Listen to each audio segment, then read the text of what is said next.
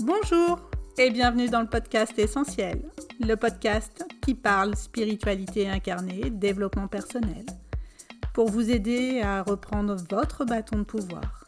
Je suis Stéphanie Courty, accompagnatrice holistique, fondatrice d'Essentiel, et j'accompagne les personnes souhaitant rallumer ce feu intérieur pour vivre. Ici, nous parlons à cœur ouvert.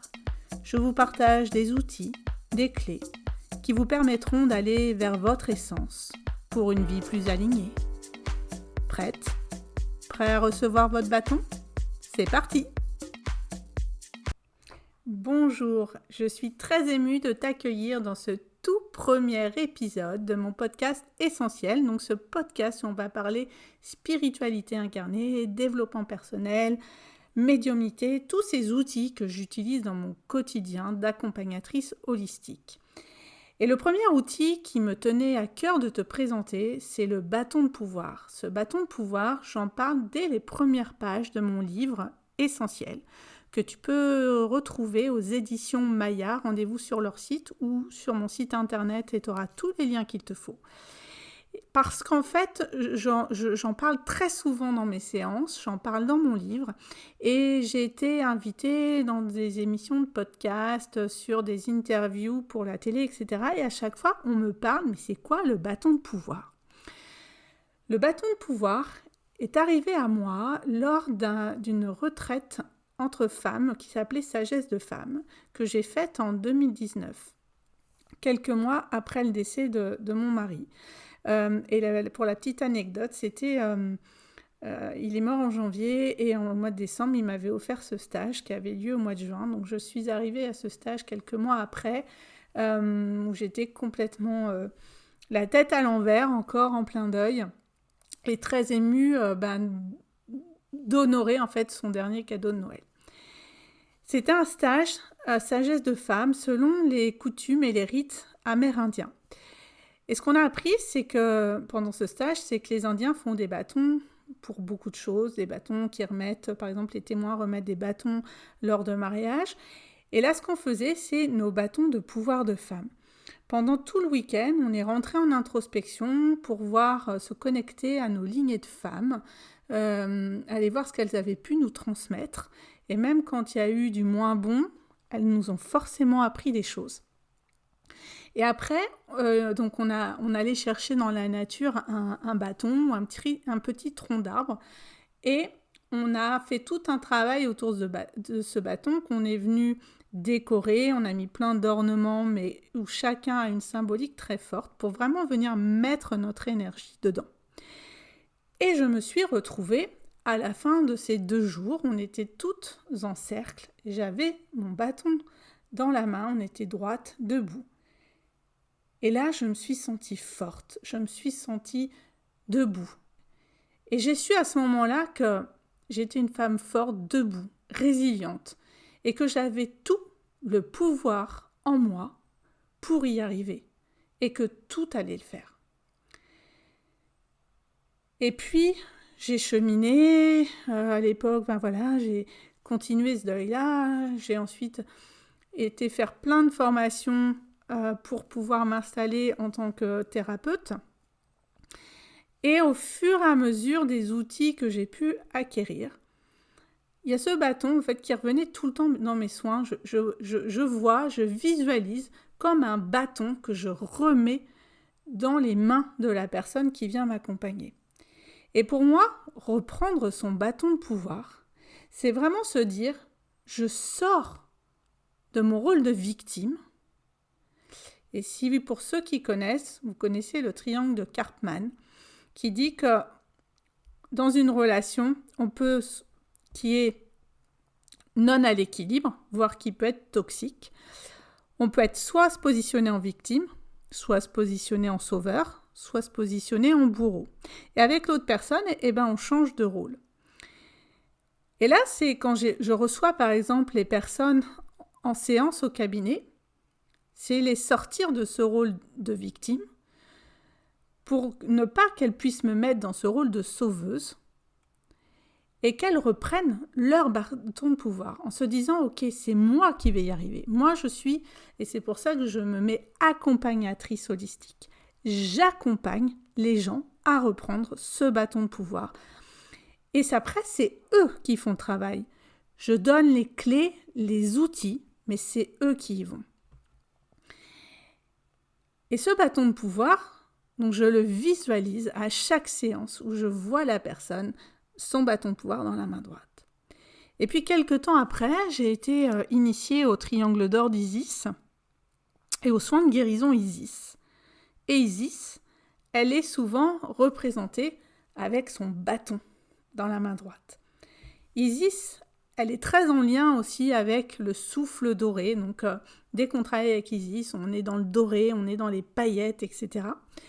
J'en parle parce que j'ai eu très récemment une personne qui me dit « Je vois du doré partout et je suis très attirée par l'Égypte. » Je dis « Bouge pas, c'est juste qu'il faut que tu travailles avec Isis. » Donc, si ça peut vous donner une clé, allez-y.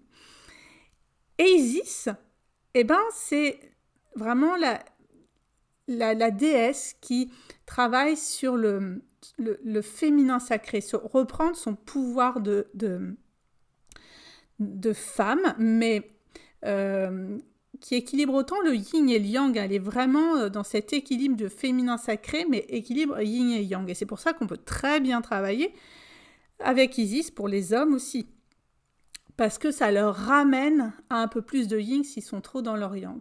Mais Isis, elle y va. C'est-à-dire, c'est la grande guérisseuse Isis, mais elle n'est pas cuit les petits oiseaux. Elle rentre dedans et elle y va. Et maintenant, elle te met ce bâton dans ta main et tu as le pouvoir d'y aller et elle secoue le cocotier. Vraiment, moi, je la vois comme ça. Et donc, je travaille beaucoup avec cette notion de bâton de pouvoir. Chaque personne a la possibilité, ou pas, de reprendre son bâton de pouvoir, de reprendre les rênes de sa vie. Bien sûr, selon ce qu'on vit, on a parfois besoin de se faire accompagner, que ce soit par un thérapeute, que ce soit par un psychologue, que ce soit par un ostéo, enfin voilà, tout type d'accompagnement. C'est d'aller trouver l'accompagnement qui nous va. Et je dis toujours, pour que ça marche, il faut que le trio soit parfait, c'est-à-dire que le client, la personne qui vient se faire accompagner soit prête à reprendre son bâton de pouvoir, que l'outil qu'on lui propose lui convienne et qu'il y ait une confiance dans l'accompagnant, le thérapeute. Et quand il y a le mix des trois, ça fait des choses extraordinaires. Donc chaque personne a ce pouvoir-là. A ce pouvoir de dire là, je ne vais pas bien, j'ai besoin de me faire accompagner pour aller mieux, ou je ne vais pas bien et j'ai les clés, j'ai les outils en moi pour aller mieux et faire que ça le fasse en travaillant seul. Mais chacun a le choix de reprendre son bâton de pouvoir ou pas. Moi-même, il y a des fois, donc, quand je traverse des choses compliquées, j'ai deux façons de voir. C'est soit je suis submergée par ce qui se passe et je me laisse emporter par ma vague d'émotions, etc. Soit je me dis, ok, il m'arrive ça, c'est qu'il y a quelque chose à aller gratter derrière. Il y a toujours un cadeau derrière. Donc je vais aller voir ce que c'est. Et je reprends ce bâton de pouvoir parce que j'ai envie d'aller mieux, j'ai envie de vivre ma vie, j'ai envie de rallumer ce feu intérieur. Des fois, j'y arrive toute seule. Et puis, il y a des fois, je n'y arrive pas toute seule. Et je fais appel à des coachs, à des thérapeutes, à des accompagnants qui vont m'aider à trouver les clés où moi, toute seule, avec mes peurs, mon mental, etc., je n'arrive pas à les trouver. Mais je reprends mon bâton de pouvoir.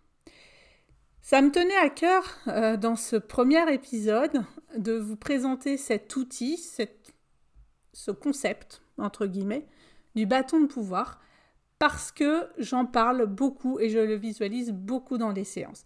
Et les personnes qui viennent me voir sont des personnes qui ont envie de rallumer ce feu intérieur, qui ont envie de reprendre leur bâton de pouvoir. Ce n'est pas des personnes qui cherchent une sauveuse parce que je n'en suis pas une et je ne veux absolument pas en être une. Et donc, moi, je suis là pour les aider, les accompagner. Donc, pour vous qui m'écoutez, posez-vous la question de comment vous allez aujourd'hui. Est-ce que vous sentez que vous êtes droit, fort, debout, aligné ? Peut-être qu'il y a des points qui dysfonctionnent, il y a des points qui viennent vous titiller, vous sentez le feu à l'intérieur s'éteindre et que vous sentez que vous avez besoin à un moment donné d'avoir cet appui du bâton de pouvoir pour vous remettre droit debout. Et si c'est le cas, travaillez seul avec des outils. Dans mon livre, par exemple, je présente plein d'outils où on peut le faire tout seul et parfois ça suffit. Et parfois avoir l'honnêteté et le courage de se dire j'ai besoin d'être accompagné. Voilà pour ce premier épisode qui est un épisode assez court je verrai, parce que des fois je suis très bavarde, donc on verra pour les autres. Mais je voulais le faire concis. Je vous remercie beaucoup de m'avoir écouté. Osez mettre des likes, des commentaires en dessous pour donner de la visibilité à ce podcast, de le partager aux personnes qui pourraient en avoir besoin. Je vous souhaite une très belle journée et je vous dis à très vite.